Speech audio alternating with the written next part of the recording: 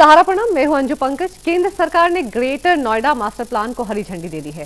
सरकार के इस फैसले से 1.5 लाख परिवारों को बड़ी राहत मिली है। इलाके में 50 से ज्यादा प्रोजेक्ट पर काम जल्द ही शुरू हो जाएगा, लेकिन नई शर्तों के साथ। पुराने मास्टर प्लान को बदल दिया गया है। नए प्लान के तहत वाटर सप्लाई से लेकर ड्रेनेज और बिजली की व्यवस्था भी डेवलपर्स को ही करनी पड़ेगी। साथ ही ग्रीन बेल्ट का एरिया भी बढ़ा दिया गया है। जाहिर है डेवलपर्स को राहत तो मिली है, लेकिन उनके सामने कुछ चुनौतियां भी हैं। क्या डेवलपर्स पर पड़े इस बोझ का खामियाजा आम खरीदारों को ज्यादा कीमत देकर भुगतना पड़ेगा? इन्हीं सवालों पर बात करने के लिए हमारे साथ कुछ खास मेहमान स्टूडियो में मौजूद हैं। हमारे साथ स्टूडियो में है आम्रपाली के एमडी अनिल शर्मा जी, राजेश गोयल जी हैं सीएमडी आरजी ग्रुप। आप दोनों का बहुत बहुत स्वागत है स्टूडियो में। अनिल जी, मेरा पहला सवाल आपसे है कि क्या वाकई ये खरीदारों के लिए राहत भरी खबर है? जी बिल्कुल। अगर आप देखें तो पिछले 1.5 वर्षों से जो 1.5 लाख से ऊपर बायर्स हैं और नोएडा एक्सटेंशन एक बहुत ही अच्छी टाउनशिप के रूप में आ रही थी और जितने भी बायर्स थे सभी अफोर्डेबल हाउसिंग के कंसेप्ट के ऊपर उन लोगों ने मकान खरीदा था। तो किसी कारण से जो बीच में विवाद हुआ और जो उसमें उन लोगों को एक सफ़र करना पड़ा, तो अभी जो मास्टर प्लान के लिए जो माननीय न्यायालय ने, उच्च न्यायालय ने आदेश दिया था कि मास्टर प्लान अप्रूव 2021 का मास्टर प्लान अगर अप्रूव हो जाता है तो कंस्ट्रक्शन शुरू हो सकता है। तो ये अभी 2021 का मास्टर प्लान जैसा आपने कहा कल अप्रूव हो गया है और अब इसमें कंस्ट्रक्शन के लिए किसी तरह की दुविधा नहीं है और सभी बायर्स के लिए राहत की बात है, क्योंकि इस अफोर्डेबल रेंज में घर मिलना एनसीआर में बहुत मुश्किल है। बायर्स के लिए राहत की बात है राजेश जी, लेकिन डेवलपर्स के लिए क्यों? क्योंकि कुछ नई शर्तें भी जोड़ी गई हैं। डेवलपर्स जो नई शर्तें जोड़ी गई हैं, डेवलपर्स ऑलरेडी उनको फॉलो कर रहे हैं, इसलिए डेवलपर्स को नई शर्तों के साथ कोई दिक्कत की बात नहीं है। लेकिन अब जबकि कुछ नई शर्तें जुड़ी हैं और यही सारे विवाद भी इस ज़मीन को लेकर रहे हैं, किसानों को भी खामियाजा दिया गया है, मुआवजा दिया गया है या बढ़ाया गया है मुआवजा, और पिछले 1-1.5 साल में जब से विवाद चल रहा है बहुत सी चीज़ों के दाम भी बढ़ गए हैं। तो हम ये मानकर चलें कि बायर्स को उसी कीमत पर सब कुछ मिलेगा या कुछ और जोड़ दिया जाएगा? अभी तक जो हमारे करड़ई एसोसिएशन है, उनके जितने भी बिल्डर्स एसोसिएटेड हैं, उनका सोचना ये है कि जो पुराने कस्टमर्स हैं उनसे कोई नया दाम नहीं लिया जाएगा। पुराने कस्टमर से जिस रेट पे उसको बेचा गया है उसी रेट में उसको दिया जाएगा और रेट बढ़ाया जाएगा तो आने वाले कस्टमर के लिए रेट बढ़ाया जाएगा। तो यानी कि उसी जगह पर जहां पर मान लीजिए एक सोसाइटी है, वहां पर जो नए बायर्स आ रहे हैं खामियाजा उन्हें भुगतना पड़ेगा? नहीं, मैं एक इसको स्पष्ट करना चाहूँगा आपको। एक्चुअली क्या है कि 1.5 वर्ष पहले जिन बायर्स ने अपने मकान बुक किए थे, जो बोनाफाइड बायर्स हैं, जिन्होंने पैसे अपने लगाए, 1.5 साल से उनका पैसा एक तरीके से डेवलपर के पास या कंस्ट्रक्शन में लगा हुआ था, रुका हुआ था। अभी जो नए बायर्स आएंगे, एक्चुअली रियल एस्टेट का जनरल ट्रेंड है एवरी ईयर, यदि आप 1 year, next year, then next year, तो किसी न किसी इन्फ्लेशन के कारण या किसी बैंक रेट का जो बैंक इंटरेस्ट रेट है या दी प्राइसेस जो इम्पोज होते हैं फिनेंशियल बर्डन लेने के कारण डेवलपर्स पे, बहुत सारे कारणों से थोड़े प्राइसेस बढ़ते हैं। ये एक नॉर्मल फेनोमेना। लेकिन अनिल जी, क्या वाकई वो थोड़े ही बढ़ते हैं? मैं उसी को एक्सप्लेन कर रहा हूँ। बिल्कुल आप सही कह रहे हैं, ये एक नॉर्मल फेनोमेना है। उसमें अनिल जी, हमारे संवाददाता मनीष जी नोएडा एक्सटेंशन में मौजूद है, उनके साथ बहुत से बायर्स हैं जिनके बहुत सारे सवाल भी होंगे। मनीष, आपके साथ जो लोग मौजूद हैं, क्या कुछ सवाल पूछना चाहते हैं? हमारे साथ स्टूडियो में राजेश जी भी हैं और अनिल जी भी हैं। जी बिल्कुल। अगर यहाँ पर सबसे पहले तो यहाँ पर जो बधाई का दौर जहाँ पे देखने को मिला है, जिस प्रकार से खुशी की लहर देखने को मिली है बायर्स के अंदर, वो जोर देखने को मिला है। आइए, हमारे वहाँ पर जो है गेस्ट में काफ़ी गेस्ट मौजूद हैं। जो आप अगर कोई सवाल आपका पूछना चाह रही हूँ वो हम सबसे पहले आपसे जानना चाहिए। कोई सवाल पूछना हो, बिल्डर भी हैं वहाँ पर और सभी लोग हैं वहाँ। जी, मैं बिल्डर से ये पूछना चाहती हूँ कि अब अप्रूवल आ चुका है तो कंस्ट्रक्शन में वो कितनी देर, मतलब कितना टाइम लग सकता है कंस्ट्रक्शन स्टार्ट होने में? जी, ये एक पहला सवाल है। दूसरा जी मनीष, दूसरा सवाल आपका। मैं सवाल ये मैं जी मनीष, सवाल का जवाब ले लेते हैं अनिल जी। लोगों के ज़हन में ये सवाल है। बिल्कुल सही बात है। अगर कंस्ट्रक्शन जिसे अब सारी चीज़ें क्लियर हो गई है तो कंस्ट्रक्शन मुझे नहीं लगता है कि विद इन ए वीक ये स्टार्ट बिल्कुल हो जाएगा। कई डेवलपर्स हैं वो अपनी तैयारी कर रहे हैं, प्लान कर रहे हैं, कंस्ट्रक्शन मेथोडोलॉजी को स्टडी कर रहे हैं, ताकि हम जितना जल्द से जल्द हो, जो हमारा कंस्ट्रक्शन 1.5 साल से रुका हुआ था उसको कितना हम मेकअप कर सकते हैं और कितना जल्दी पोजीशन दे सकते हैं, इसी पे हम लोग भी तैयारी कर रहे हैं और बिल्कुल तुरंत कंस्ट्रक्शन स्टार्ट होगा। मनीष, आपके साथ दूसरे लोग भी हैं, वो क्या जानना चाहते हैं? जी बिल्कुल, हालांकि मैम के सवाल का जवाब ये मिला है कि जल्द से जल्द इसकी शुरुआत हो जाएगी और आपके सपनों को जल्द से पूरा किया जाएगा।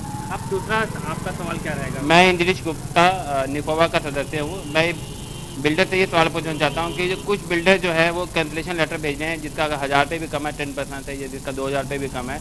तो ये हमने क्रेडाई को भी एक लेटर लिखा था निकोवा की तरफ से, उसका अभी तक कोई रिप्लाई नहीं आया। तो इसका हम क्या समझें कि कब तक रिप्लाई आएगा? वो बिल्डर इसके क्या स्टैंड ले रहे हैं कि कैंसलेशन वापस लेंगे या क्या करेंगे?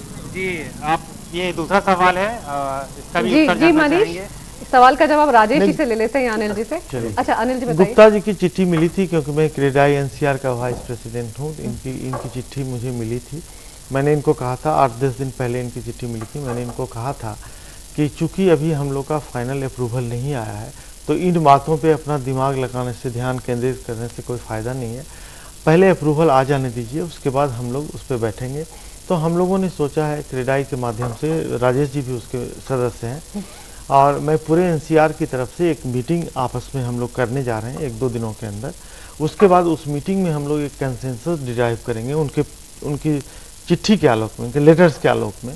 उसके बाद फिर हम उन लोगों को बुलाएंगे। अगर दोनों में कोई गैप रहेगा, कोई डिफरेंसेस रहेंगे, तो उसको हम रिजॉल्व करेंगे।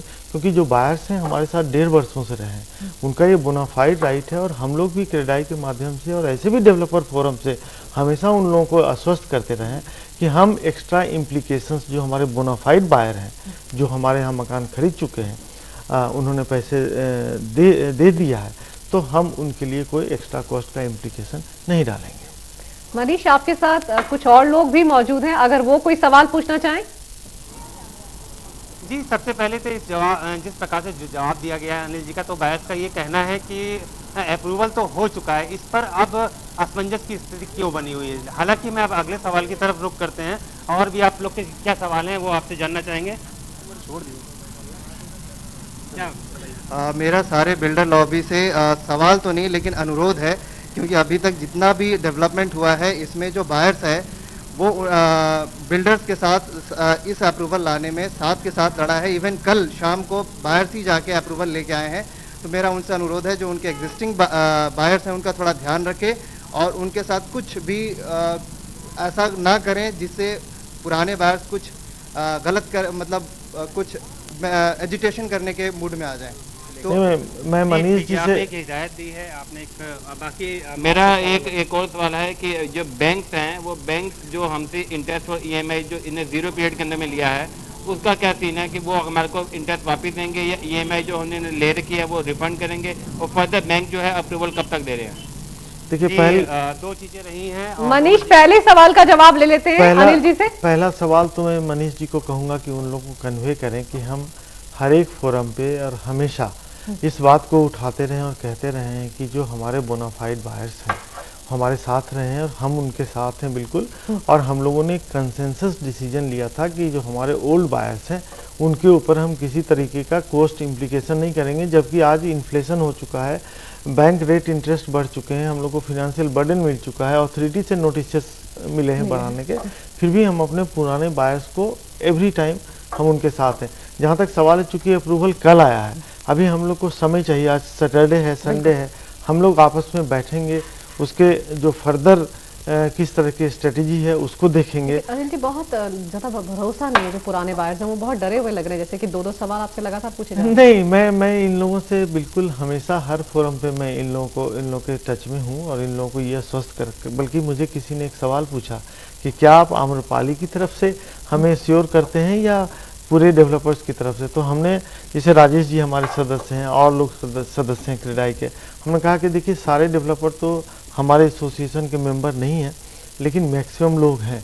तो मैं उनकी तरफ से ये आप लोग को आश्वस्त करना चाहूँगा, कहना चाहूँगा कि हम लोग मिल बैठ कर एक डिसीजन पहले भी लिए हैं और आगे भी लेंगे कि जो बोनाफाइड बायर्स हैं, रियली देखिए जो बायर्स की संख्या लाखों में है, उसमें कई बायर्स हैं जो बिल्कुल अपना हार्ड अर्न मनी उन्होंने दिया है, बैंक से उन्होंने लोन लेकर दिया है। जो सवाल आप कह रहे हैं उसका भी जवाब मैं दे रहा हूँ। तो उसमें हम लोग बिल्कुल हर एक समय में कम से कम n नंबर ऑफ टाइम्स हमने कहा है कि बिल्कुल हम उसके लिए आपके साथ हैं, और हम उसमें प्राइस नहीं बढ़ाएंगे। जहाँ तक सवाल है बैंक इंटरेस्ट रेट का, हम लोग कोशिश कर रहे हैं जितने भी बैंक हैं, चूँकि ये बहुत बड़े फोरम पे, चूँकि अभी तक तो कल तक तो हम लोग को नहीं पता था कि अप्रूवल कब आने वाला है ना। आज अप्रूवल कल हमें मिल चुका है। अब हम लोग डिफरेंट फोरम पे बात करेंगे, बैंक से भी हम लोग बात करेंगे कि किस तरीके का हमें रिलीफ उनसे मिल सकता है। अगर वो रिलीफ बायर्स को नहीं दे सकते हैं, डेवलपर्स को नहीं दे सकते हैं, तो बट नेचुरल है कि राजेश जी आप भी बताएं कुछ कि मतलब अगर इस तरह की चिंता बायर्स को सता रही है कि लोन जिस तरह का उन्होंने ईएमआई भरा है, तो किस तरह की राहत उनको मिल सकती है? आप इस दिशा में क्या कदम उठा सकते हैं? देखिए, जैसे अनिल जी अभी बता रहे हैं, हम लोगों को बैंक से जाके बात करनी पड़ेगी। बैंक्स को हमें कन्विंस करना पड़ेगा कि वो कोई रिलीफ दे सकते हैं कि नहीं दे सकते हैं। यदि बैंक्स को रिलीफ देने की पोजीशन में होंगे तो कस्टमर्स को, बिल्डर को, सबको रिलीफ मिलेगा। और यदि बैंक्स रिलीफ देने की पोजीशन में नहीं होंगे तो उस स्थिति में बायर को कोई मतलब कि रिलीफ नहीं मिल पाएगा। हमारे एक कॉलर हैं मेरठ से, हमें कॉल किया है हर्ष ने। जी हर्ष, आप क्या पूछना चाहते हैं, बताएं अपना सवाल। एक्चुअली हेलो जी हेलो मैम, मैं तो फिर से इसकी थोड़ी क्यूरियोसिटी थी, तो इस वजह से मैंने फोन किया। ये नंबर मेरे को फ्लैश हो रहा था। आप हेलो, आप कुछ पूछना चाहते हैं नोएडा एक्सटेंशन से जुड़ा कोई सवाल? मैम नोएडा एक्चुअली मुझे कुछ खास पूछना है नहीं ना, मेरा इस तरफ कोई फ्लैट है। मैं एक्चुअली मतलब मैंने फर्स्ट टाइम कॉल किया, लग गया। जी तो आप फोन रख दें, अगर आपका कोई सवाल नहीं है हम किसी और कॉलर का सवाल का वेट कर लेते हैं। राजेश जी, जैसे कि लगातार बातें यही उठ रही हैं कि जो बोनाफाइड बायर्स जिनको आप कहते हैं, उनको सबसे ज़्यादा शक यही है कि अब जो नई शर्तें जोड़ी गई हैं मास्टर प्लान को लेकर, उसका जो पैसा होगा वो उन्हें देना पड़ेगा। देखिए, अनिल जी ने बहुत सारे प्लेटफॉर्म से हमेशा यह आश्वस्त किया है, और आज मैं अपने बिहाफ पर ये फिर से आश्वस्त करना चाहता हूँ कि जो बोनाफाइड बायर हैं उनके ऊपर कोई भी अतिरिक्त बोझ नहीं डाला जाएगा। जो भी आज कॉस्ट इन्फ्लेशन हुई है, इंटरेस्ट इन्फ्लेशन हुआ है, वो सारा का सारा बिल्डर खुद व्यय करेगा। और यदि कुछ भी कॉस्ट इंक्रीज होगा तो आने वाले कस्टमर के लिए होगा, पुराने कस्टमर के लिए नहीं होगा। मैं एक चीज और बताना चाहूंगा कॉलर का। आप हाँ, पहले संदीप दिल्ली से हमें फोन करें। जी संदीप, बताएं आप क्या पूछना चाहते हैं? अनिल शर्मा जी से मेरा सवाल था, और सवाल ये कि आमतौर पे ऐसा होता है कि शुरुआत में तो बिल्डर कुछ नहीं कहते हैं, लेकिन जब पोजीशन का टाइम आता है तब कुछ ना कुछ ऐसी शर्त लगा देते हैं। तो क्या पुराने बायर्स को कहीं ऐसा तो कुछ नहीं फेस करना पड़ेगा? नहीं संदीप जी, मैं बिल्कुल स्पष्ट करना चाहूँगा, और आज हम लोगों की आपस में बात भी हुई है कि जो आपके साथ जो हम लोगों ने एग्रीमेंट किया है, जो भी डेवलपर ने आपके साथ एग्रीमेंट किया है, वो हमारे मेंबर हैं, क्रेडाई के मेंबर हैं।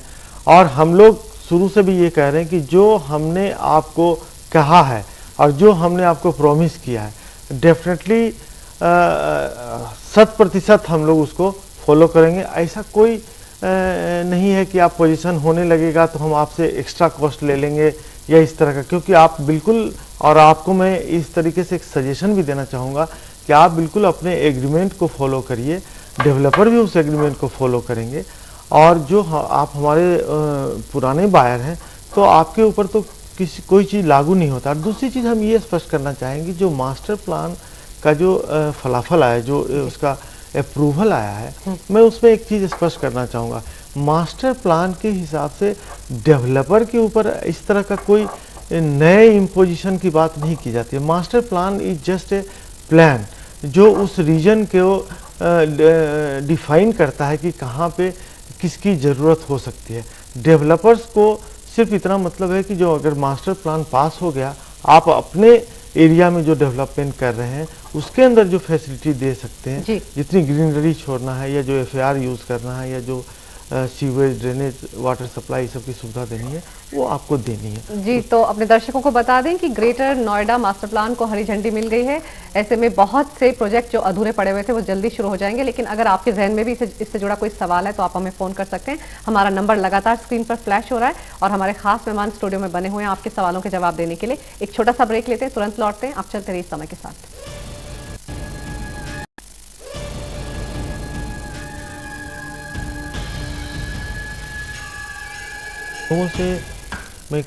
तो ग्रेटर नोएडा मास्टर प्लान को हरी झंडी मिल गई है, लेकिन इसके साथ ही जो खरीदार हैं उनकी चिंताएं क्या वाकई दूर हो गई हैं? क्या उनके जो जो फ्लैट थे जो अधूरे पड़े हुए हैं वो पूरे हो जाएंगे, प्रोजेक्ट जल्दी शुरू हो पाएंगे। इन्हीं तमाम सवालों पर बात करने के लिए हमारे खास मेहमान स्टूडियो में लगातार हमारे साथ बने हुए हैं। और अपने दर्शकों को एक बार फिर बता दें, आप भी अपने सवालों के जवाब ले सकते हैं, हमें फ़ोन कर सकते हैं, हमारा नंबर लगातार टीवी स्क्रीन पर फ्लैश हो रहा है।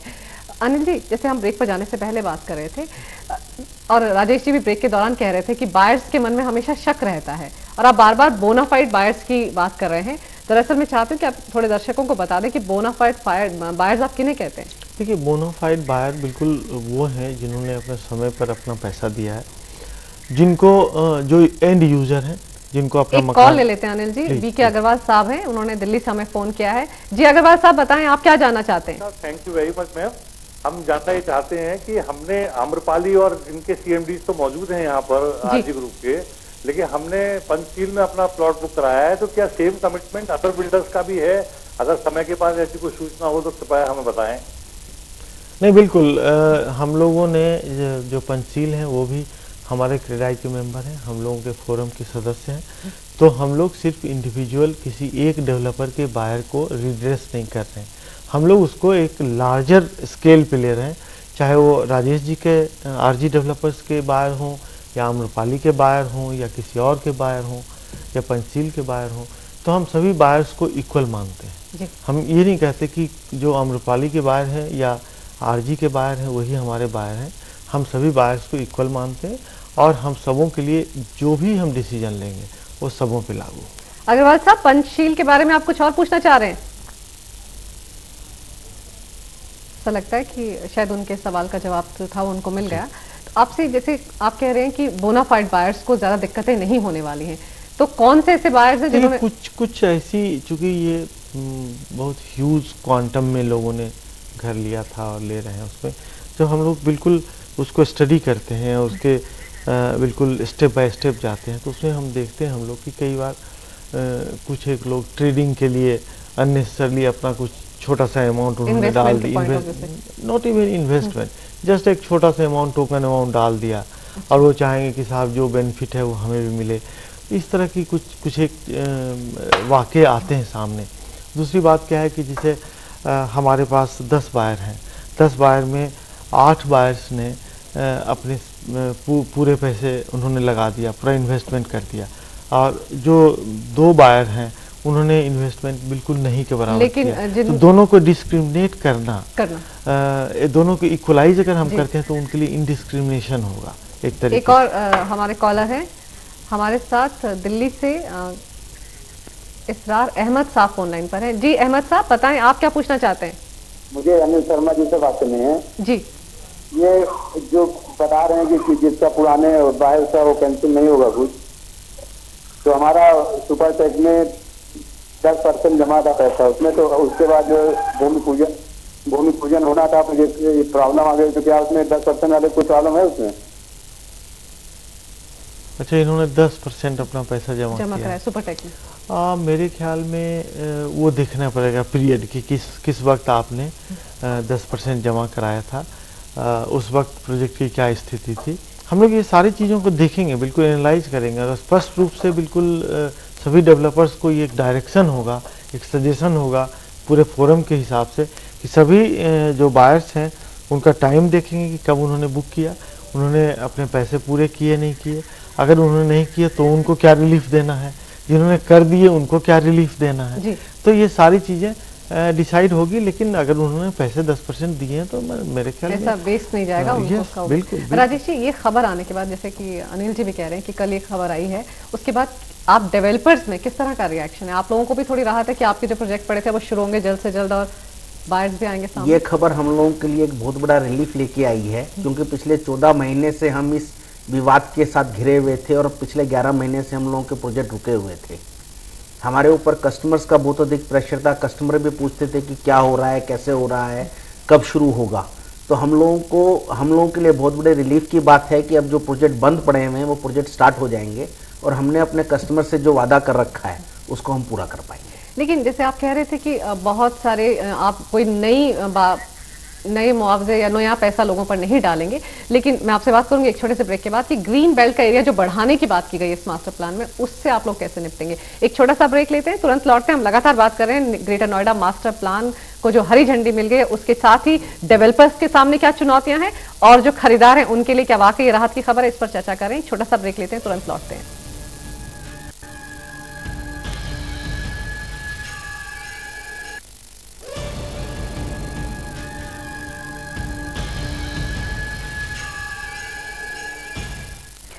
ग्रेटर नोएडा मास्टर प्लान को हरी झंडी मिलने के साथ ही डेवलपर्स के सामने क्या चुनौतियां हैं और खरीदारों के लिए इस खबर को किस तरह से देखा सुना जाए, इसी पर हम लगातार चर्चा कर रहे हैं। हमारे कॉलर्स भी हमें फोन कर रहे हैं। विजय हमें इस वक्त फोन कर रहे हैं दिल्ली से। जी विजय साहब बताएं, आपका क्या सवाल है। विजय जी, आपको मेरी आवाज मिल रही है? ऐसा लग रहा है विजय जी का फोन जो है डिस्कनेक्ट हो गया है, लेकिन हमारे खास मेहमान हमारे साथ लगातार बने हुए हैं। राजेश जी, जैसे बहुत से लोग जो हैं, मैं ये जानना चाहती कि इतने 1.5-2 साल में जैसे 14 महीने तक ये सारा विवाद रहा है, अब जो किसानों की समस्या है, जिन लोगों ने मुआवजे के लिए, ज्यादा मुआवजे के लिए भी बहुत विवाद रहा है, उस मसले को आप लोग कैसे निपटाएंगे? देखिए, उसके अंदर एज ए बिल्डर हम लोगों के करने के लिए कुछ नहीं है। जो किसानों को बढ़ा हुआ मुआवजा मिलना है वो ग्रेटर नोएडा अथॉरिटी ने देना है। हम बिल्डर एसोसिएशन की तरफ से हम लोग अथॉरिटी को अप्रोच कर रहे हैं कि किसानों के साथ विवाद को जल्दी से जल्दी वो लोग सेटल करें, किसानों का मुआवजा जल्दी से जल्दी दें, ताकि किसानों को भी जब उनका मुआवजा मिल जाएगा तो किसानों का विवाद भी थम जाएगा और तभी आप लोग काम करना शुरू कर पाएंगे। एक कॉलर हमारे साथ है, डॉक्टर रत्नाकर साहब हमारे साथ फोन लाइन पर हैं गाजियाबाद से। जी डॉक्टर साहब बताएं, आप क्या पूछना चाहते हैं? मैं पूछना चाहता था कि मैंने देविका के यहाँ से, देविका जो है ना बिल्डर, उनके यहाँ मैंने बुक करा है, ठीक है जी। और अभी क्योंकि झंडी मिली है, मतलब हरी झंडी, तो और वो 13 फ्लोर पे मेरा 13 फ्लोर पे, तो नॉर्मली कितना टाइम लगता है ये बिल्डर के लिए? अनंत साहब, किस बात के लिए? देविका बिल्डर्स में इन्होंने इन्वेस्ट किया है। किस बात के लिए? 13वां और 14वीं फ्लोर पे इन्होंने फ्लैट लिया है, तो वहां तक पहुंचने में या फ्लैट पूरा मिलने में मुझे लगता है कि 1 साल लगना चाहिए, करीब करीब 8 या 9 महीने का वक्त लगता है। और अभी तो हर एक बिल्डर चाहेगा कि जितना जल्दी, चूँकि 14 महीने से काम बंद है, अगर काम तेज़ी से शुरू होगा तो 13वें 14वें मंजिल में, क्योंकि हर अगर वो तेज़ी से काम करें, देविका बिल्डर्स ठीक है, अगर वो महीने में 2 स्लैब भी डालते हैं तो 13वां 14वां मंजिल तक जाने में 6, 7, 8 महीना लगे। मैं मैक्सिमम 9 महीने तक। जी मनीष भी हमारे साथ लगातार बने हुए नोएडा एक्सटेंशन से। मनीष, आपके साथ जो लोग मौजूद हैं उनमें से कोई सवाल पूछना चाह रहा है इस वक्त? जी, अगर यहाँ पर बायर्स की खुशियों की बात की जाए तो आइए हम उन तस्वीरों को दिखाते हैं कि बायर्स जहाँ पर एकत्रित हुए हैं, सैकड़ों की संख्या में जरूर हैं, और उनके द्वारा जो है जिस प्रकार से एनसीआर प्लानिंग बोर्ड के द्वारा जो अप्रूवल आया उसको दिवाली के रूप में मनाते हुए दिख रहे हैं। अपने साथ वो पटाखे लेकर के आए हैं, मोमबत्तियाँ पहले उनके द्वारा जलाई गई, उसके साथ ही इसके पटाखे लगातार उनके द्वारा फोड़े जा रहे हैं। तो कहा जा सकता है कि जिस प्रकार से बायर्स के लिए 2 साल की जो लड़ाई करने के बाद जो आज अप्रूवल हुआ है वो उनके लिए खुशी की बात है, लेकिन कहीं ना कहीं से कुछ ना कुछ आशंकाएं उनकी दिमाग में बैठी हुई है किसानों को लेकर के। जिस प्रकार से किसानों का कहना है कि जब तक उनकी मांगों को पूरा नहीं किया जाएगा तो वो तब तक यहाँ पर काम नहीं चलने दिया जाएगा। अभी यहाँ पर कुछ किसान एकत्रित भी हुए थे, लेकिन हालांकि वो बायर्स से उनकी जी, तो बायर्स मनीष खुशियां मना रहे हैं कि 14 महीने से जो काम रुका पड़ा था, उन्हें उम्मीद है कि डेवलपर्स जल्द से जल्द इस काम को शुरू करेंगे और जिस मकान का सपना वो संजो कर बैठे हुए हैं वो फ्लैट जल्द से जल्द उन्हें मिलेगा। अनिल जी, यही उम्मीद सब बायर्स कर रहे हैं और हम भी उम्मीद करते हैं कि आप जल्द से जल्द सभी प्रोजेक्ट्स पे काम शुरू हो जाएगा। आप स्टूडियो में आए अनिल जी, बहुत बहुत शुक्रिया। राजेश जी, आपका भी बहुत बहुत शुक्रिया। मनीष, आपका भी बहुत बहुत शुक्रिया। यहाँ लेंगे एक छोटा सा ब्रेक, आप चलते रहिए समय के साथ।